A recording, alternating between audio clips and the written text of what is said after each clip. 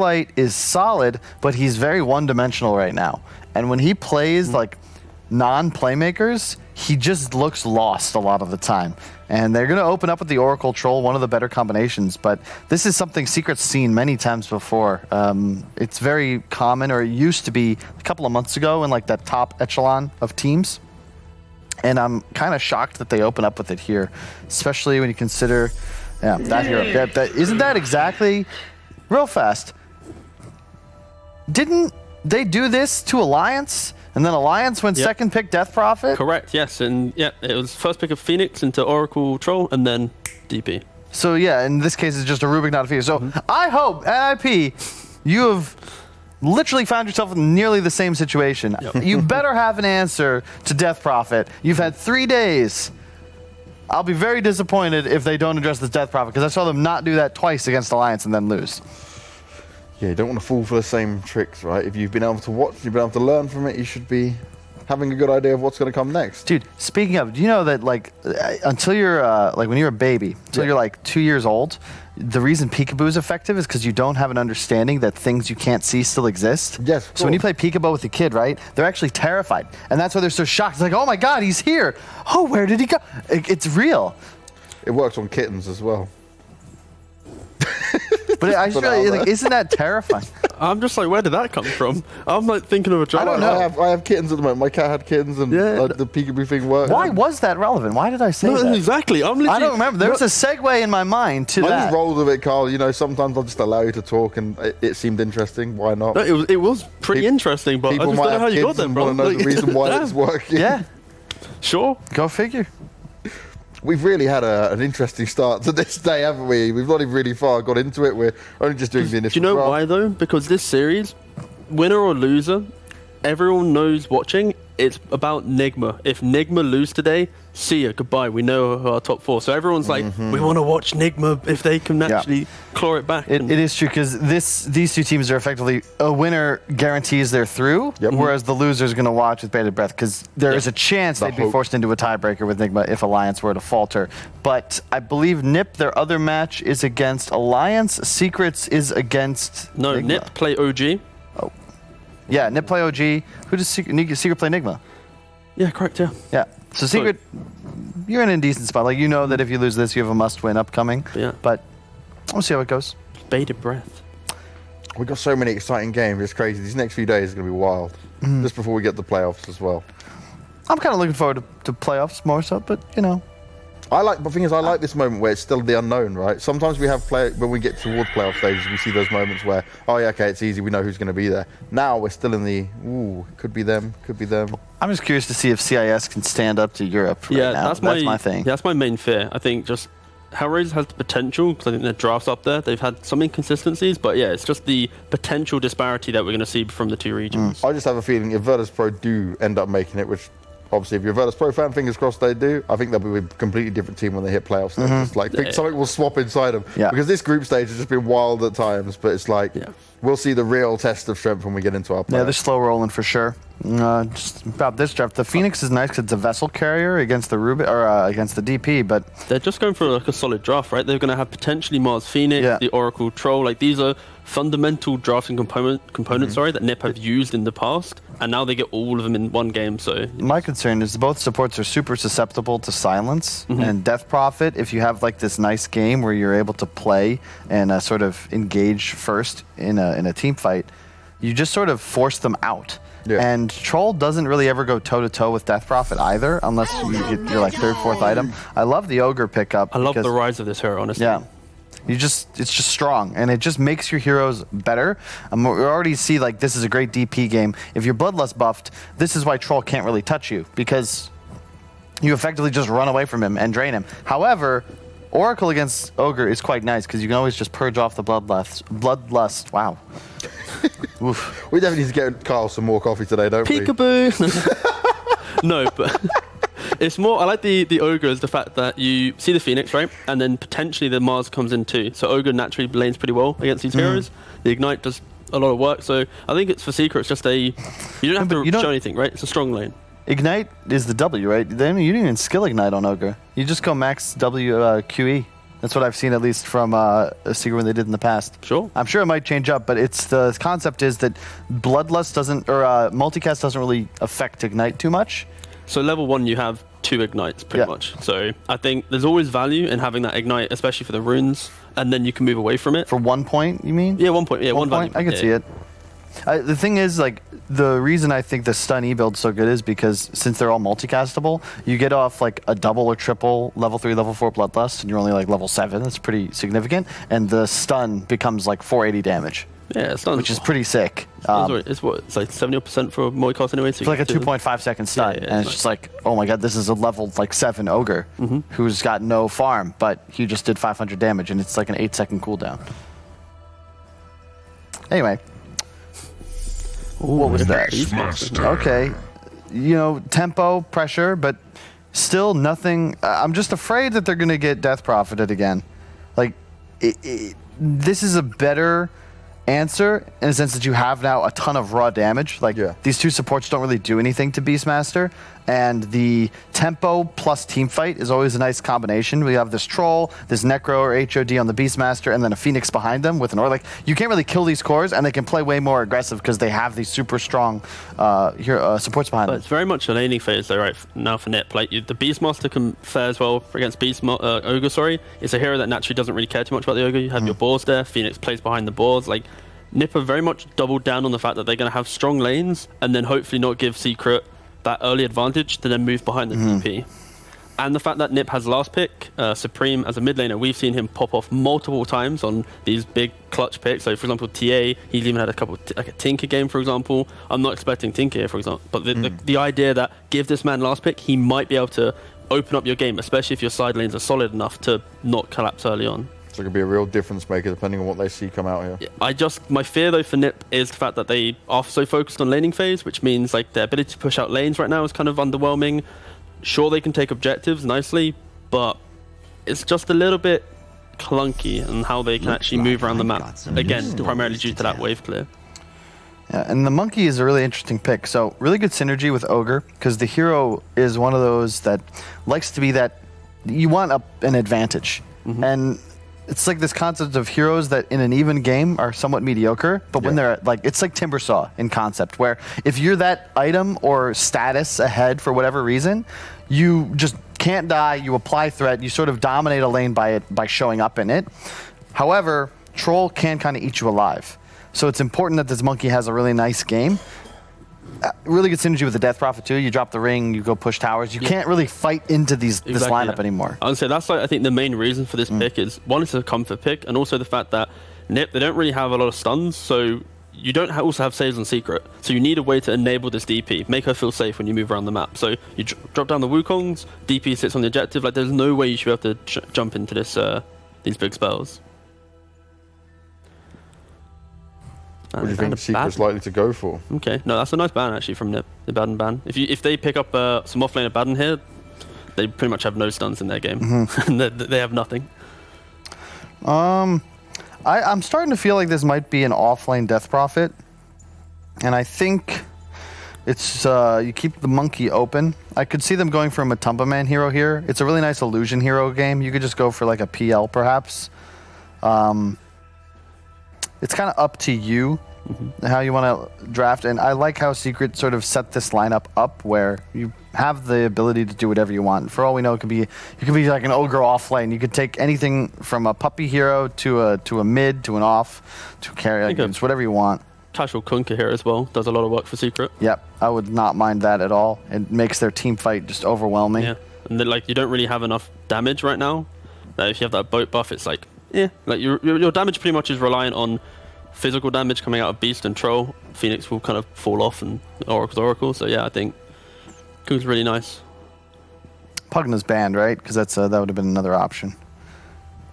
I mean, that's the beauty of Secret, and with their biggest strength is the versatility. They do go for classic Centaur. Centaur v Phoenix. Like, this is now the biggest punishing factor that you can have, is the fact that you have no stuns and there's a Centaur. Of course, you can always argue, oh, but there's the Oracle v Centaur and laning phase. That does not matter. The laning phase, whatever, it's that mid game. The fact that your engage is so focused around raw that if you don't get that raw from the critical hero, the fight is so hard for NiP to really take. Yeah. This is a good matchup, though, for the Quap. You love laning against Monkey. Although, now that you pick it, it's likely going to just be Death Prophet mid, which is a relatively even matchup. Certainly a little Quap favored. You have a base damage advantage. You can It's more region. You still get your levels. You're not pushed out the lane.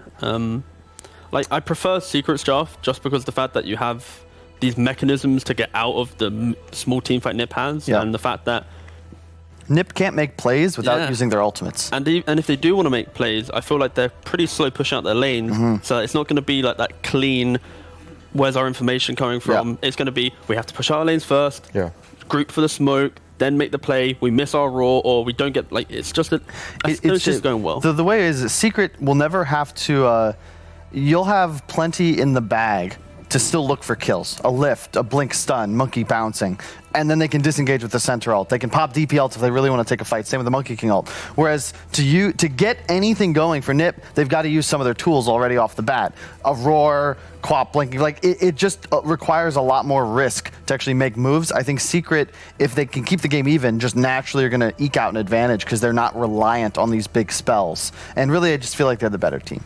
Okay, so you guys seem to be on the Secret train. Is that the way you're going? Yeah, I'm going to have to go with Secret this game. Secret first game for both Kyle and T-Gov here. Now our commentators are ready, and let's test this out. Peekaboo, Suns fan, Cinderin, can you hear me? Hello? There we go. Hello? They're here. Jeez. How's it going, guys? You scared the shit out of me with the peekaboo. Holy crap. Well, I can't see you. I'm trying to have some Terrified fun over with it. You know, Kyle, he's educated us here about how Peekaboo works, so I thought I'd have some fun.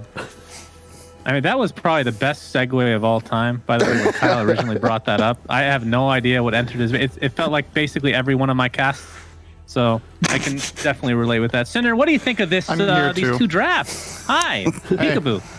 Oh. That sounded like an orgasm. That is rated R material, Cinder, and what the hell? We started off on a wild day. We do it different in Denmark with Peekaboo. It's a different thing here. Oh, God. Oh, God. Jesus. Okay, They call it snake in the grass.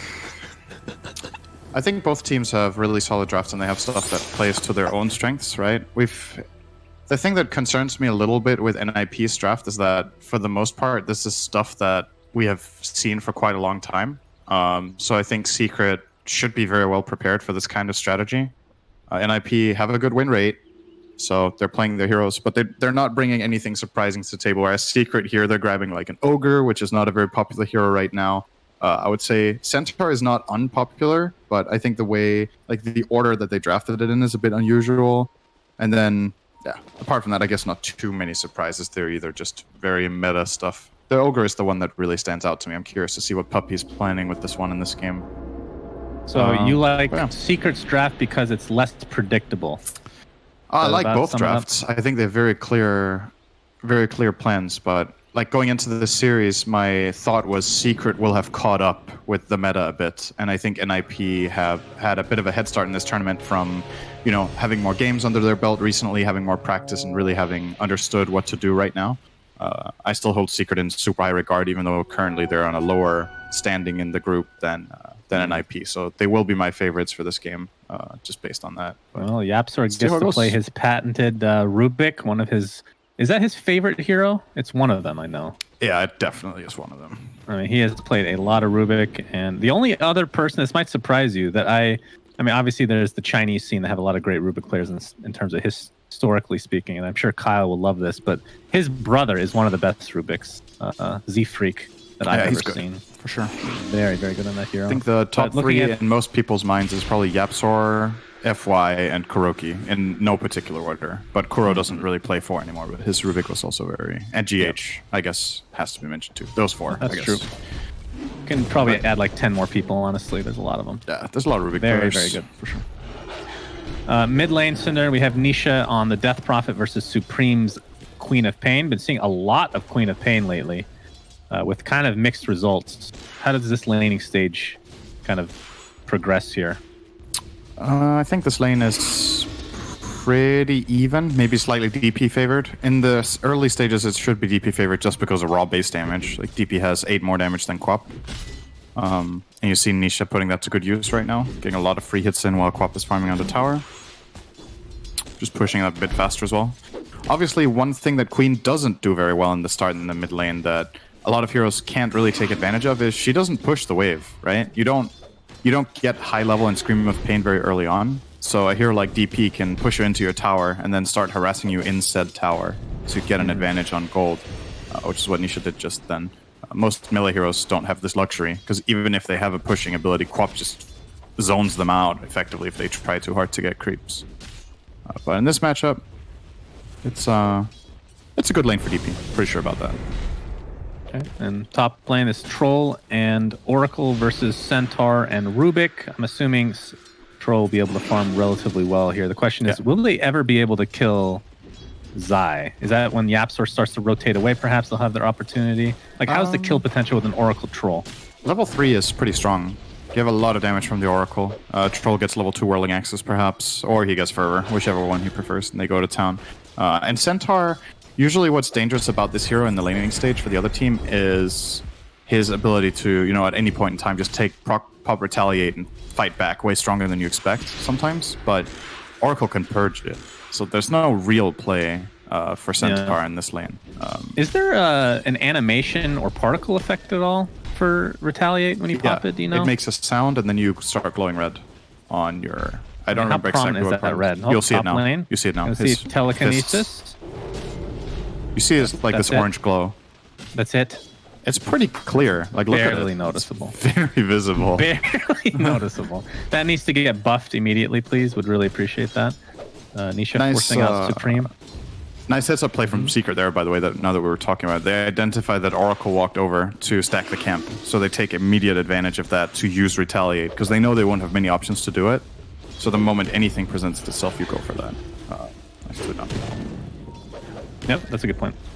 Bot lane is the one that we have not covered as of yet. Puppy's going to be playing the Ogre Magi that you brought up earlier with Matumba Man's Monkey King versus Era's Phoenix and Saberlight's Beastmaster. I'm assuming Beastmaster can transition to semi-jungle, which is kind of happening here, disrupting the waves a bit. Yeah. But from a Tumba Man's perspective, how easy is the farm in this lane? It's not that easy, but Ogre is a really good wall. Oh, Saberlight's in trouble here. He's going to get pounced on. Puppy does not have Fire Blast, no mana to speak of, but the Boundless Strike is there. And Matumba Man's Jingu Mastery does proc, so ends up taking that for himself. Similar to the top lane there, Secret identify an opening because Phoenix Fire Spirits are on cooldown, and once they're on cooldown, the hero does nothing to Monkey King, so he can very easily run down there. If Phoenix has Fire Spirits there, Matumba Man actually dies, but then they obviously don't go for the play at all. Top lane. Zai just happens upon a random courier, gets the kill, so not great in terms of microing that bad boy for NiP, but no kills will come as a result. Overall, about the bottom lane, though, this is a really good Phoenix game, I think. Like, there's Bloodlust to give some attack speed, but none of the Radiant heroes really want to hit the egg in this game. So, do you think, if Phoenix with has that in mind, do you think Matumba Man goes for something like Echo Saber to try to counteract that? I think their overall plan is to stampede out of it. Like, their approach is, all right, this Phoenix got picked later.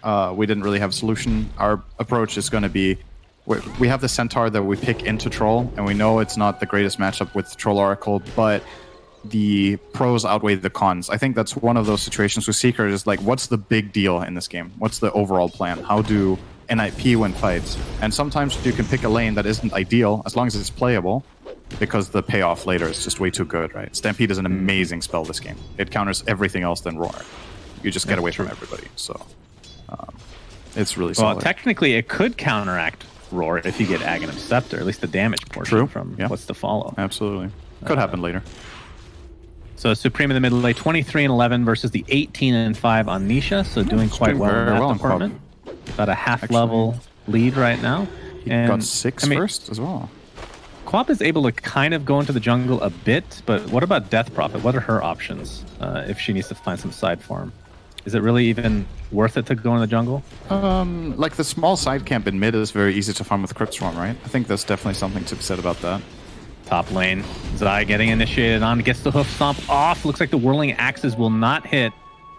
And he's able to walk away with only 150 HP. I believe he is going phase boots right now, if he did buy the boots in base. So going for the... I mean, is there any Nisha needs to be careful mid. All right, we have the Shadow Strike applied. I believe a Fairy Fire was popped. Supreme, Blink not up for 5 seconds. Going to get off the Scream of Pain. No mana to speak of as Nisha is just life leeching him away. This is going to be really close. The Shadow Strike continuing to tick him down as Supreme finally with that last Blink, able to get the last right click and has now won this lane. That is a really good kill. It was with a full creep wave running into the enemy tower. So he's now level 7.5 against level 6. This is a really big quap win, and like I said, I don't think this is how this lane goes on paper. Just Nisha didn't really respect the fact that Supreme hit level 6 there. He took a lot of damage in the middle of the river and then just got run down with Sonic Wave. So nicely done from Supreme here to identify that. And no TP support either from Secret. I think you could have probably done something there if you really wanted to. Supreme did have to walk all the way back to base, didn't have any mana to blink and make it a little bit faster, so he did lose some creeps, but obviously still we'll well worth it. Yeah. Sure. We'll TP back He's now showing up with double null and bottle, minute 7. And bad. stick. He has a lot of good stuff right now. A lot of value. So looking at the carries farm right now, 42 and 17 on the Troll Warlord versus the 41 and 8 on Matumba Man's Monkey King. Very, very even in that department.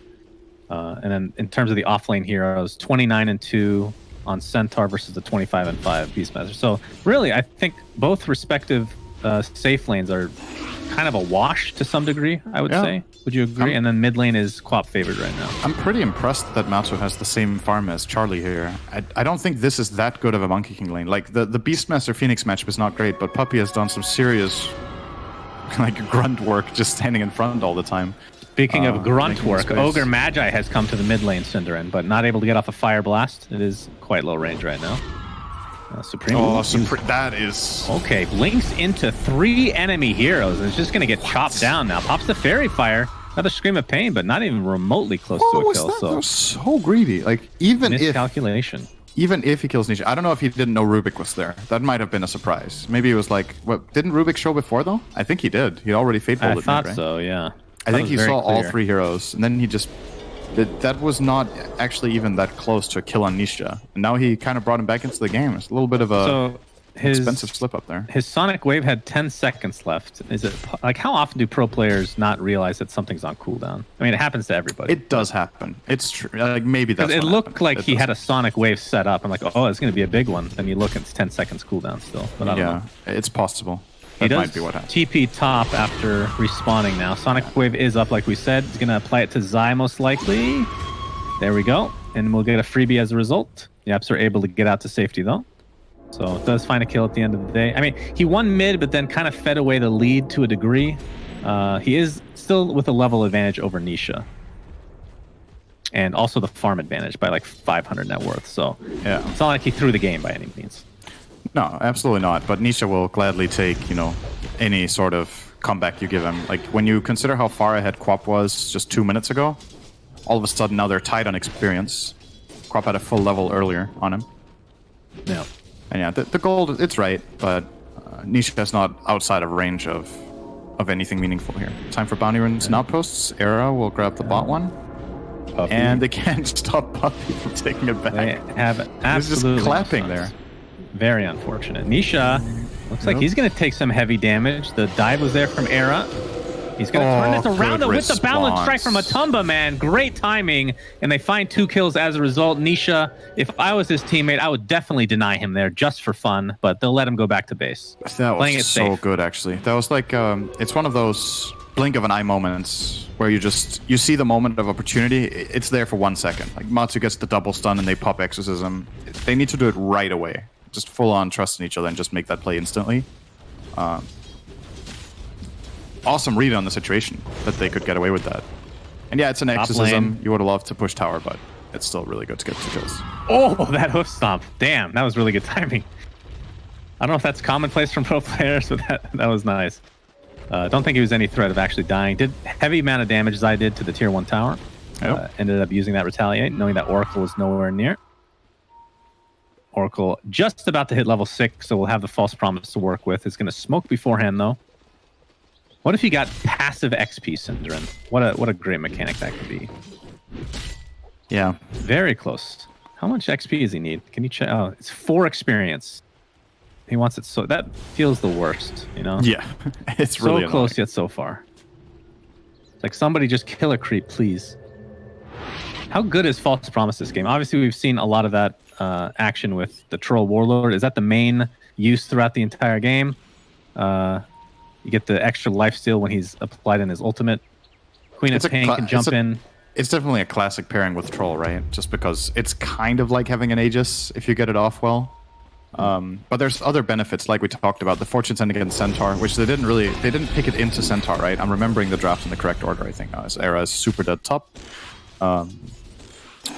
Yeah, not the best Fate's Edict game. Like, disarming Monkey King can be really good sometimes, but if you have low level on it, the cast range really puts you in a very dangerous position to use this on the enemy carry.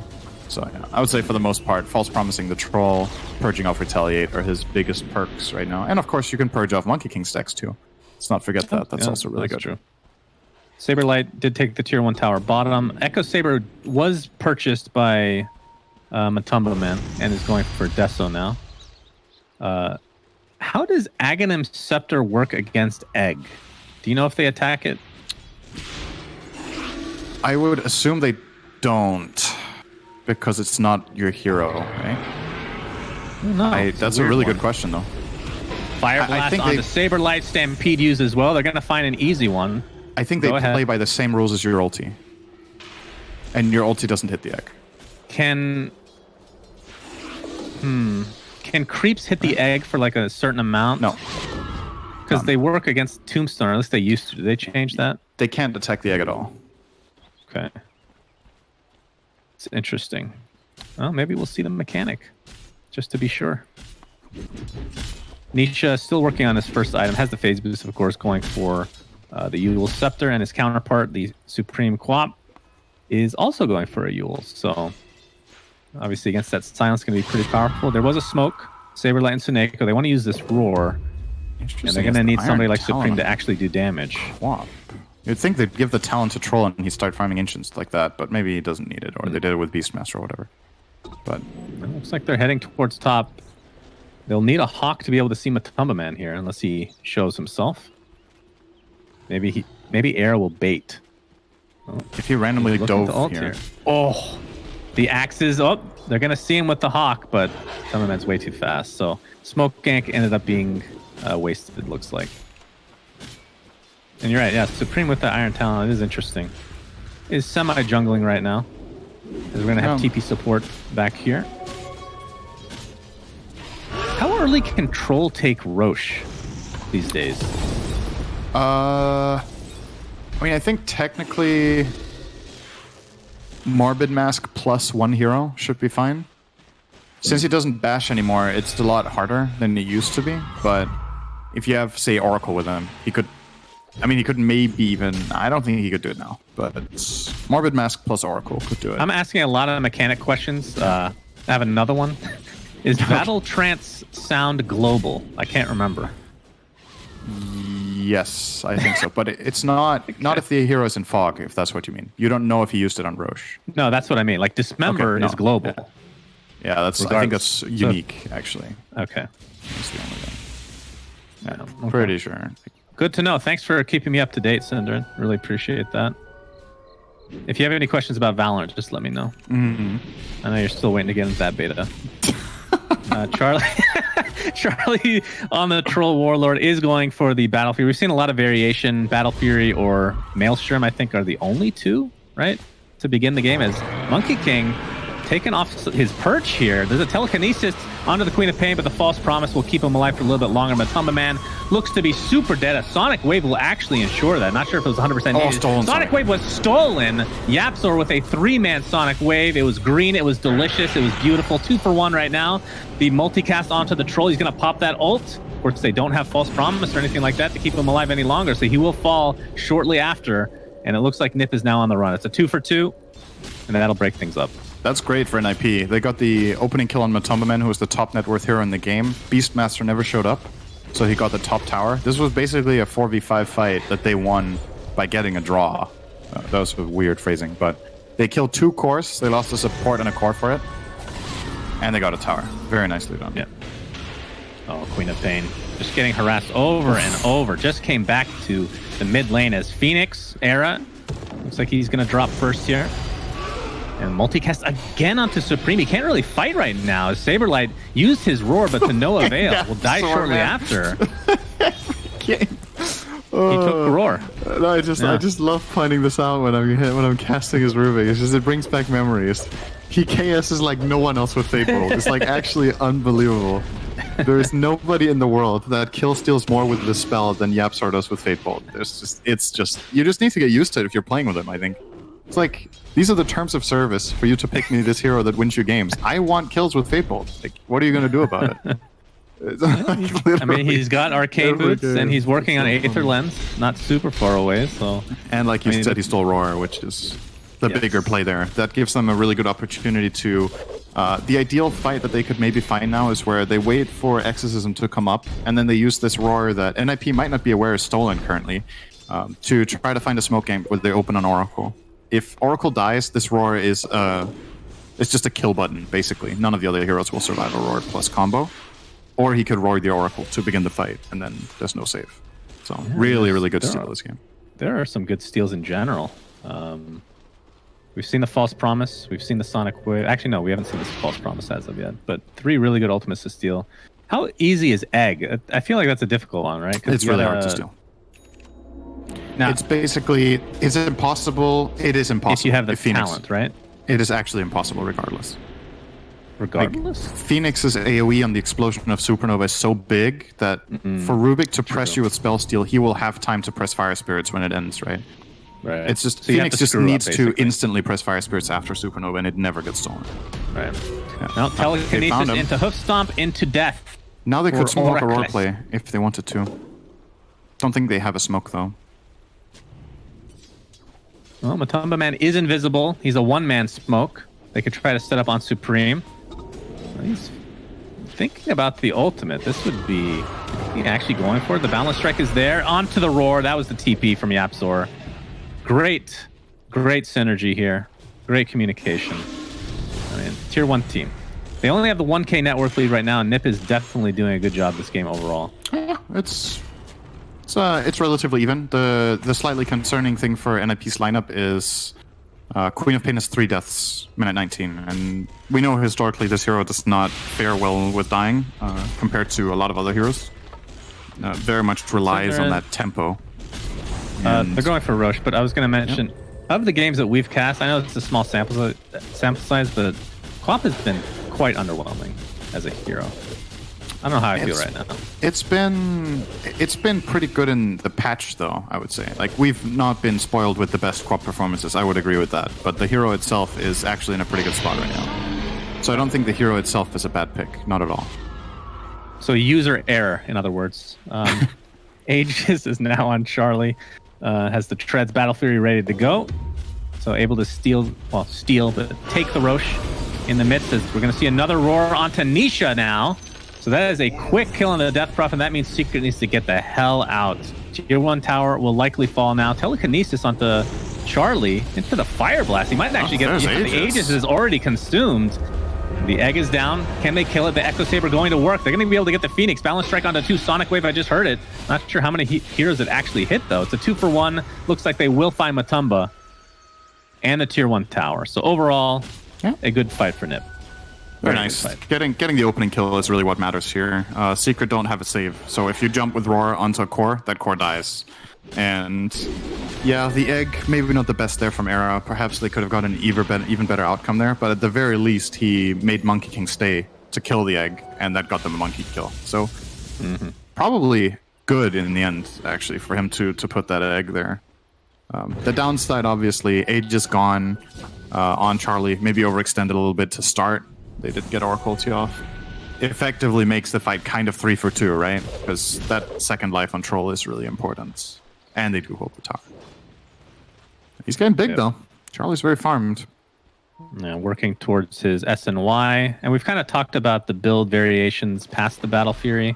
SNY for status resistance, of course, is a huge help against this team with the silences and all the stuns and whatnot. We're going to see a Stampede by Zai just to get out of that top lane. What would you expect after the SNY? I mean, we've seen Satanic, Basher. Do those sound reasonable? I think he might go Abyssal this game. After SNY, before Satanic, just so he can jump on top of that Monkey King and ruin his fight. Or the DP. Whoever the Roar target is, being able to follow up, chain, connect, or go on a secondary hero in the meantime could be really, really useful. So I don't like if he goes Satanic, I think. I feel like that's a bit... It's a bit too defensive, considering he already has an Oracle covering him, right? Like, I'd rather see them put the pressure through his itemization. Yeah. So We're going to see a smoke here from Secret.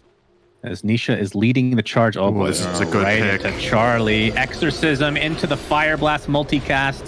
Mega dead. Zai with the random stomp onto trees. Just making sure everyone knows he hates trees, which means he's going to be playing Timbersaw next game, most likely, as they find the Oracle as well. Yeah. Very, very good smoke. They knew Charlie's movement trajectory after he killed that bottom area. They have really good wards down there, so they knew he was walking top left.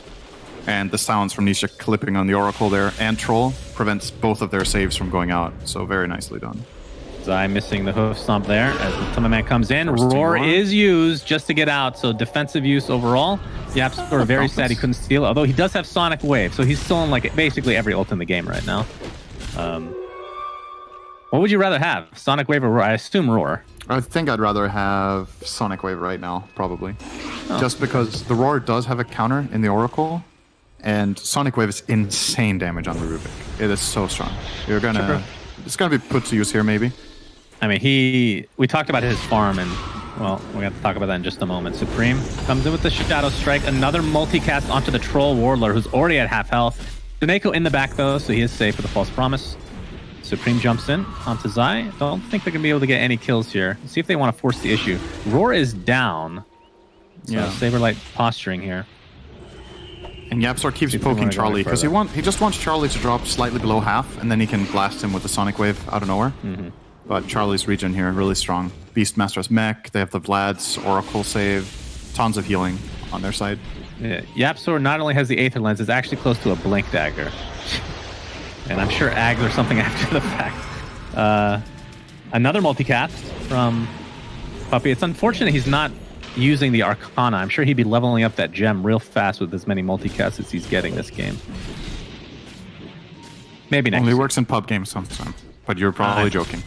Yeah, of course. Why am I even pointing that out? You know everything I'm about a cosmetic cosmetics god. and nothing about Dota. How dare you? I'm Cinder and SNY being built by Charlie, like I said. Okay. Oh, I wanted to bring this up. Obviously, I agree that Basher is probably the right choice here into Satanic, but there is a world where Scotty at some point is really good at this game against the likes of DP. They're building the Spirit Vessel right now, yeah, and against the Jingu as well from Monkey King. But Scotty with that negative health regeneration, or Amplify, I should say, has some use.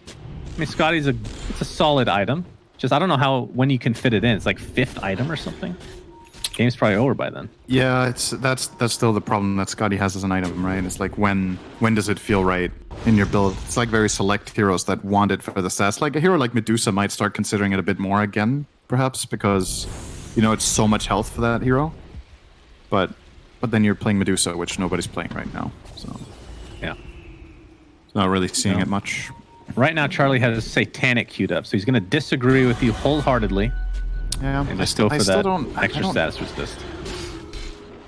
I get it, like you're playing against a lot of stuns and maybe you don't want to have to rely on your Oracle, but I think it could backfire in the sense that you might start running into a wall where when Monkey King has a BKB and DP has a BKB and you have this Centaur in your team that's almost got a pipe, that you might run into damage trouble. Like Queen of Pain is notorious for not scaling insanely into this later portion of the mid game. It's a very strong early mid game hero and then it's a very strong late game hero. There's a span right now where Quap's damage isn't that dangerous for a while, especially when you have BKB, so it's only the Sonic that you're worried about. If Troll can't step up and get the kills, Phoenix will have the same problem, right? You're hitting this weak point when these BKBs come out. Nobody's going to be able to compensate. But maybe if he weathers the storm, this Satanic could make for a big fight where he tanks stuns, stays alive barely, gets ulti off, and maybe they swing it. Gonna have to wait and see. Well, Era, this is interesting. We might have to hold that thought as Charlie takes an invisibility room. But Nisha and company know this.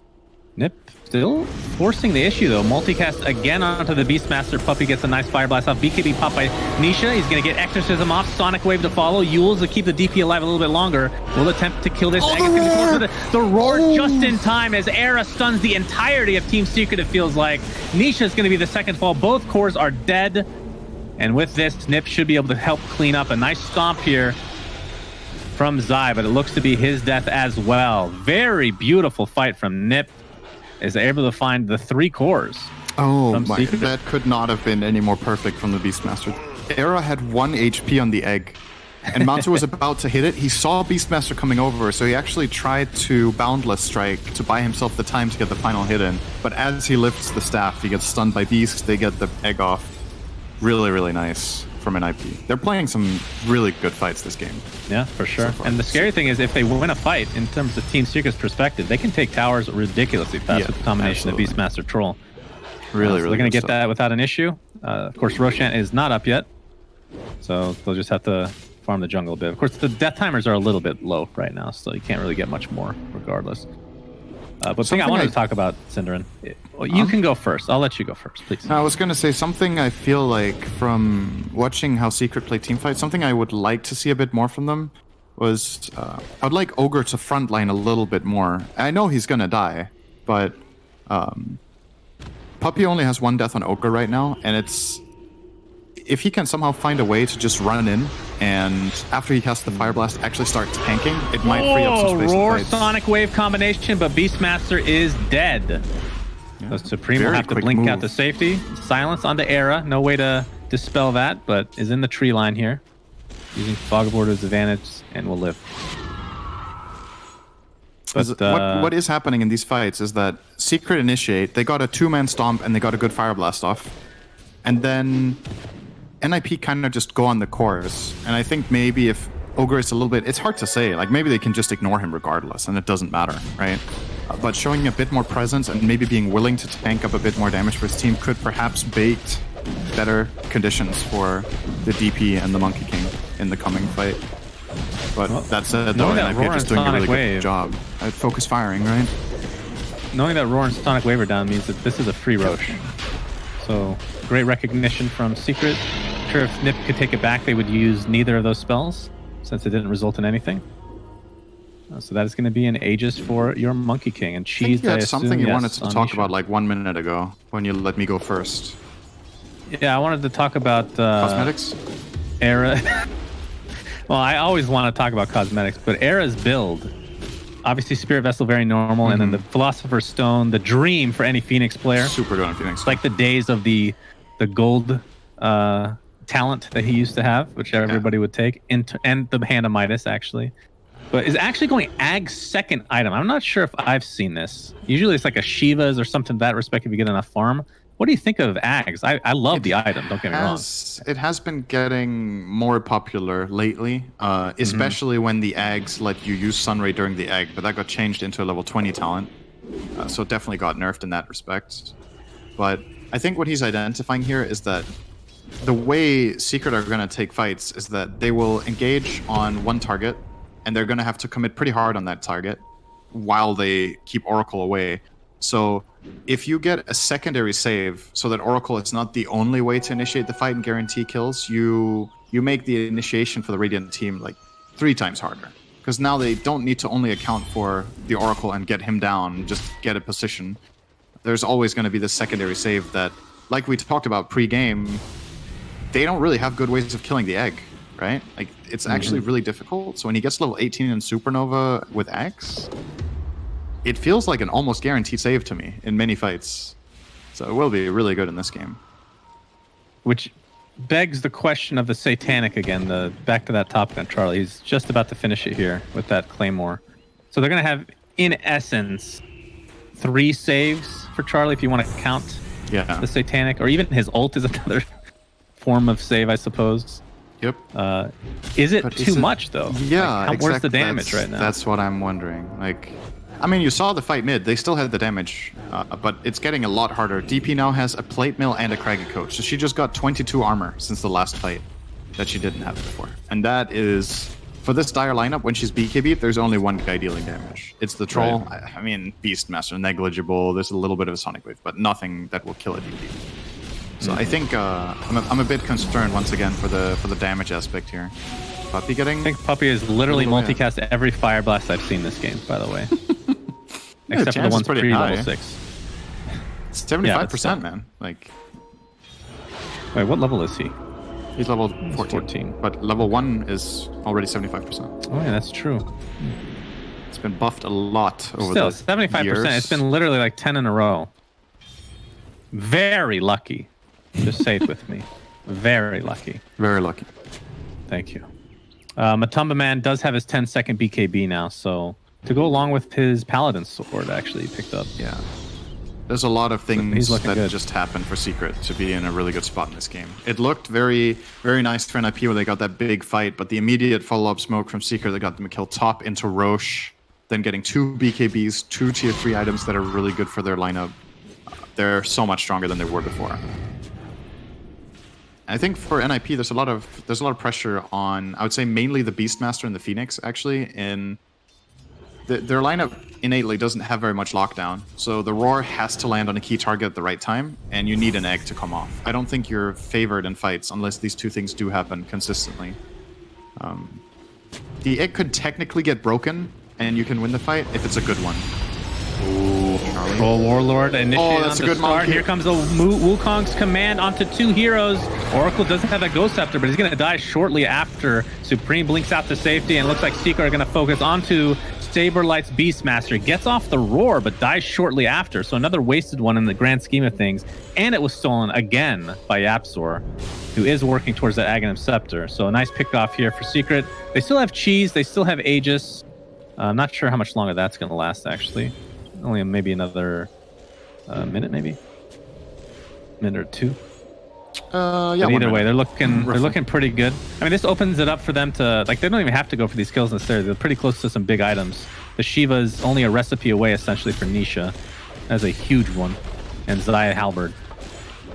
And about 1,000 gold. They take the tier 2. So how long does Halberd last on Troll now?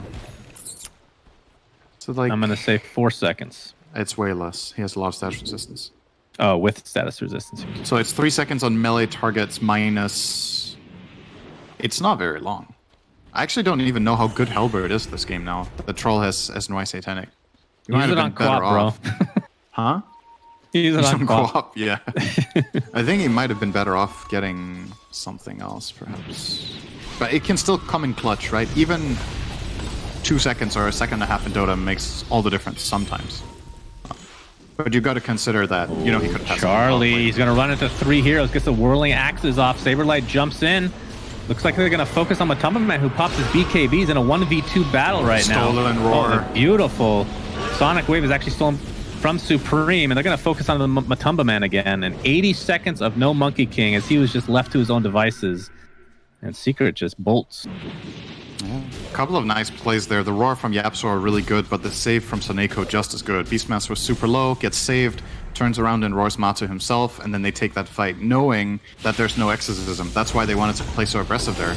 And this is a big moment. You have 1 minute without the enemy top network hero. You can definitely get something Spirit done Vessel here. is applied. Hoof Stomp does miss, though. And trying to purge that off is Saneko. And here comes the Satanic, healing Charlie up to full HP. So they want to continue here. They want to force out the buyback that does not exist. Ult actually used by Troll. He's forced into the enemy base now. It's an interesting. Not very good. Yeah, didn't really do a whole lot. They've only done 500 damage to this tower. Seeing the limitation of not having stuns there, right? Like, the enemy position 1 is down, but you don't have Roar, so every time Troll tries to do something offensive, they just lift and toss him away, or Ewell him, or stun him with Ogre. I thought they would be able to do a little bit more in that tower, but good defense from Secret to not really give Troll a moment to breathe and hit it. Just all the time harassing him with spells, slowing him down, and now Monkey King's up. So they will back out. That's still a nice sequence from NiP, right? They got, I think, did they get all 4 bounties this time? They got 4 runes, a monkey kill, and access to mid. Not bad. I think they only gained 1k net worth in that time, surprisingly. I believe they were up 1k at that time. But either way, they still technically have the lead, but it's a very close game. I think a lot of this will come down to the next Roche fight, which will drop either the the Aghanim Scepter or Refresher Shard. Let's hope it's an Aghanim Scepter, because that's the best one. Like you pointed out with Centaur, he's now going for the Aghanims that you said could be good this game. I agree with that. And I do feel like now that you see the game play out a bit, I don't know if this Halberd is enough value compared to... He could have gone Ags, could have got a Vlad's for his team, maybe. Really good this game, but maybe Ogre will get that. He will, so that's fine. But yeah, Aghanims on Cent is good. It gives him status resist evade. Like, what about the rest of the stats? The evasion? Sure. That's still not worth to some degree? I mean, it's definitely not a bad item by any means, but I don't think you really buy Halberd unless the active is good or you're a Huskar, right? Those are the two reasons. I don't think it's enough value for what it costs if the Halberd active doesn't feel very good. And like I said before, it can be good, right? If you get the perfect timing on the troll, if you get it right before he pops ult or during a key moment where this 1.5 seconds or whatever disarm it's going to be makes the difference, then it's good. I'm just looking at alternatives, right? Like what else from his team could be good? Because I think every other itemization that I see here, I like all of the other items they bought. It's like the only one that I'm questioning a little bit if it's the best.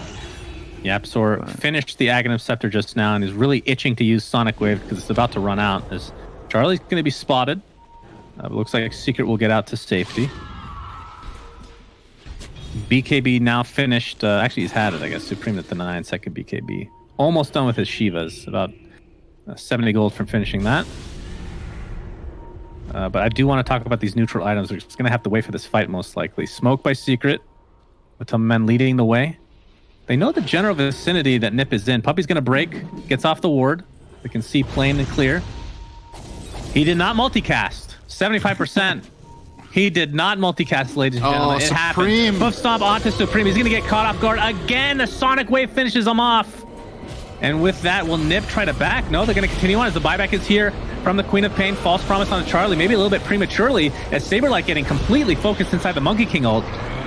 Egg did go all the way through the animation, so stuns the entirety of Team Secret, but Era is just going to fall very shortly after. And I believe that was the Beastmaster ult again being stolen and used on his own team. Charlie looks to be donezo. 4-0 as Secret. Sorry, 5-0 with the buyback from Quap.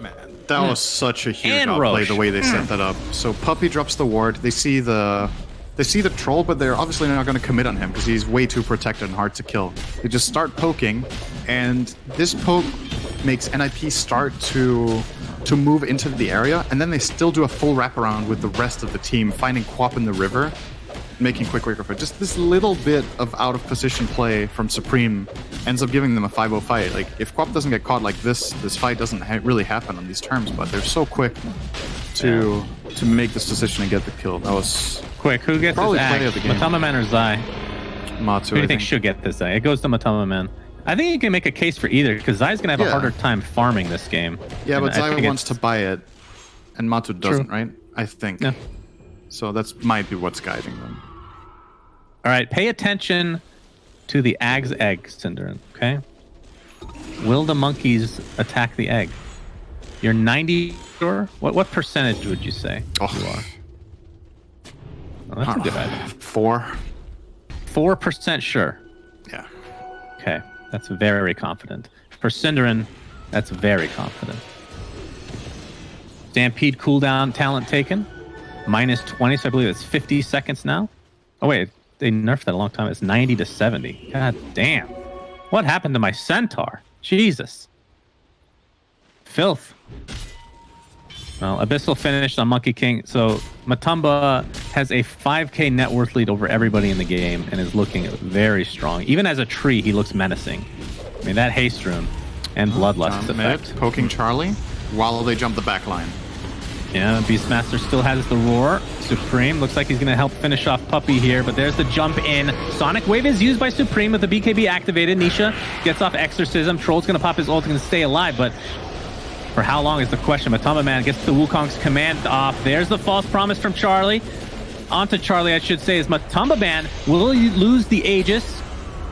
See if Troll War will be able to live any longer here. He gets popped after the False Promise ends. Does have buyback, but this Exorcism being up for a decent amount of duration now. Soneko is deleted off the map. Troll Warlord buys back into the game, but there's the patented multicast from Puppey. Charlie getting some heals. Hoof Stomp, the fake in from Zai. Looks like they'll be able to get another kill here as Matamaman getting quite low. He's going to get healed a little bit.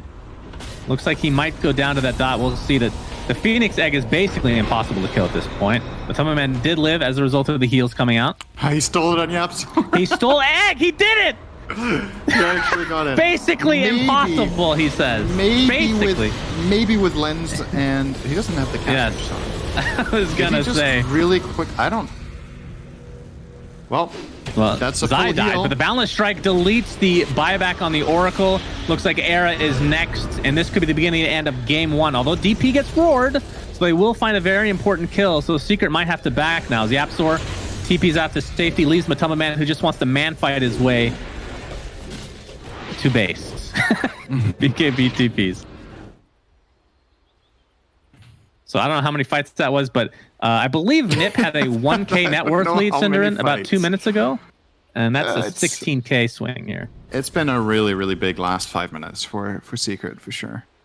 Yeah, I'm still trying to wrap my head around exactly, like, okay, so what's Rubik's cast range on spell steal? When he has Ag's Lens, he might actually be able to steal it.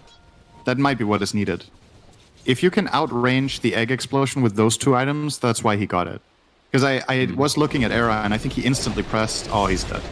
Oh my. He basically instantly pressed Fire Spirits when he came out of Egg, and Yapsor still got it. So that means he has to be able to stand at a range and grab it. So it has to be this exact item combination that gets it. Wait, does Phoenix Egg stun instantly, or is it like a wave? Like from far distance? So all of it is instant? Yeah. Okay. Yeah, he just has to have the range then. Easy peasy. Yapsor for the win. And he still has, I mean, he has another egg coming up. So the egg radius is 1300. And what's Rubik's cast range on spell steal with eggs? Unfortunately, you can't see that in the game, but that's how it is sometimes. Sometimes you just can't see it. Sometimes. I'm trying to figure out how impressive this play is. Like if Yapsor needs to be within like 50 range or 200. All right, how about this? You don't watch any more of this game. You just pay attention to Yapsor and his stealing of spells, okay? The problem is he has egg already, so I don't think he's going to try to steal that unless completely necessary. He could get 2 eggs off in one fight, I suppose. So Matamaman has that extra slot. Looks like Satanic will be the choice, but I assume we'll try to save for buyback just in case. But still looking very, very, very strong right now. Zai is not going for Ags anymore. He's like, I didn't get the one free from Roche. Okay, I'm not buying it then. I only take free items. Oh, fuck you like guys. Havoc Hammer, of course, kind of I want to say a bit of an underwhelming item, but obviously the heroes that it's good on would be strength. Those that gain a lot of strength, and Centaur is certainly one of them. Wonder if it clears an entire wave. How much is it? Maybe not yet. 1 times strength. That's... No, it's not enough. But it's a lot of damage, though, still. It's like 400. Yeah. Right?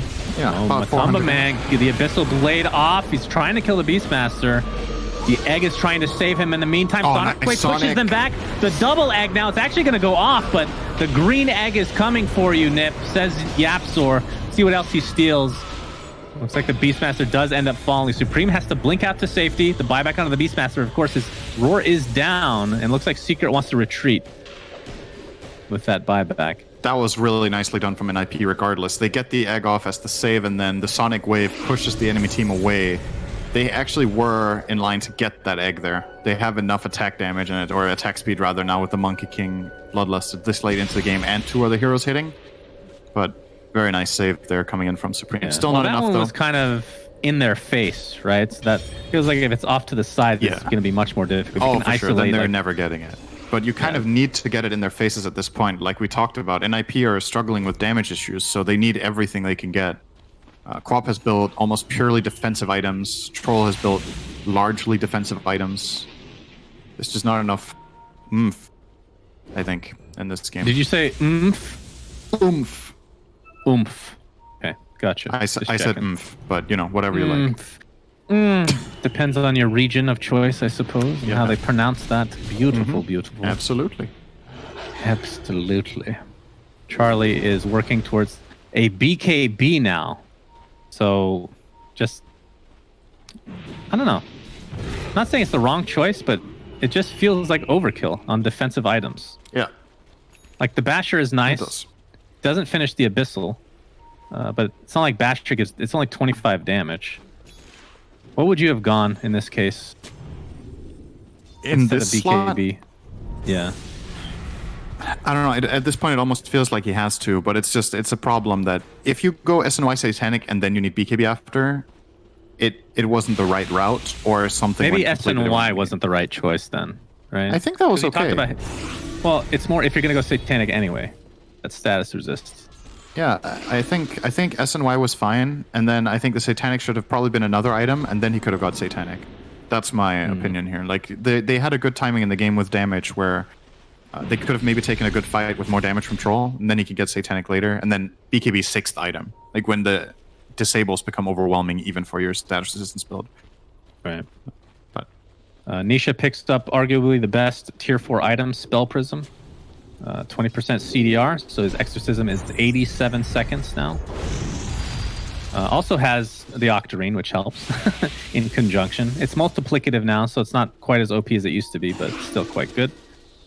Tier 2 tower, Charlie's going to claim it for himself, but they're going to have the TP back here shortly, I assume, as NiP will just start walking into their base. Matumba with that Aghanim Scepter, ready to go. They're going to force the fort. yeah, And Roshan is up. So this is the Ags Refresher Shard Rosh. I believe that Centaur may be getting his Ags here. If they Quabilu. Centaur ult. Yeah, they used it and completely wasted. They were like, oh, Supreme is there again. He's second same spot in the river. They believed it. They believed it was very believable. Yeah, I don't think they can go for this without picking at least one off. Especially with Phoenix. I think Phoenix with that egg can position himself really easily to just never be able to get killed. And Charlie, looks like they're going for it. Will this be the Troll Ags game, Synderen? Well, we've always wanted to see. Probably Supreme will take it if they're able to finish it off. Yeah, I think so. Give it to Quab. The other Ags on the team are actually kind of garbage. Beastmaster's axes. Oh, Sonic Wave is used as a zoning mechanism. So Refresher Shard and Ags on the Queen of Pain, and Charlie, of course, takes the Aegis. Really nice from NiP to identify that they can go for this, and Secret will be hesitant to fight there without their Stampede. I'm honestly surprised they didn't try. I think Secret had a good shot in that fight with just their item advantage. I think that was probably good enough if they could get in, but maybe they felt hesitant without smoke. Not that it was the wrong move, but it should be noted that Supreme used that Sonic Blade before he picked up the Aghanim Scepter, so it's still going to be on cooldown here. As the fight breaks out, Matumba Man jumps in onto the Beastmaster, a huge boundless strike with a false promise. Will keep Saberlight alive. He's able to TP out, or blink TP. Roar used on the Queen of Pain, and he actually stole Blink, so he's going to have a double Blink on Yapsor, his favorite combination, and Queen of Pain finds her way to the grave, but looking for does have buyback. Seneko has Shadow Blade, so maybe he can get away here. Yep, didn't find him. That's interesting. Why Shadow Blade and not... Well, he had the amulet for a while. Yeah, I think he's like... My job in this game is to get an ulti off. So whatever gives me the longest freedom in the fight to not get discovered is the best item, right?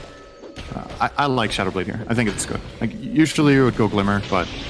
Normally you don't see Shadow Blade and Ghost Scepter on the same inventory slot, but today you do. Charlie pops the ult to stay alive. Of course, still has his Satanic, and Seneko, no false promise for 30 seconds as Matumba Man getting destroyed. Nobody's able to help him. And with that, NiP just continues on. Charlie beat the living crap out of him. And they're going to try to force some buybacks now. But, well, then again, Queen of Pain is dead. Does not want to buy back. Yeah, you're probably not going to get more out of that than what you just did. But at the very least, you defended your base. You didn't lose either the Aegis or the Refresher. Who had the cheese? I was still on Beastmaster. They actually have all 3 items still on the Dire. And I think Radiant have none. They've used all. Yeah. So still NiP, I mean, it's not, they're not in a good position, but it's the item advantage that they have from that Roche still intact. They have a really good shot in the next fight. Imagine they get off 2 eggs, for example. Yep. And one of them saves. That's a really good fight. I think Secret needs to be a little bit careful now. That is Not value. to drop the ball. All right, I don't want to backseat here too much, Cinderin. I think giving the Aghanims to Monkey King was a mistake. I think the Centaur one would have been way better so far in these fights.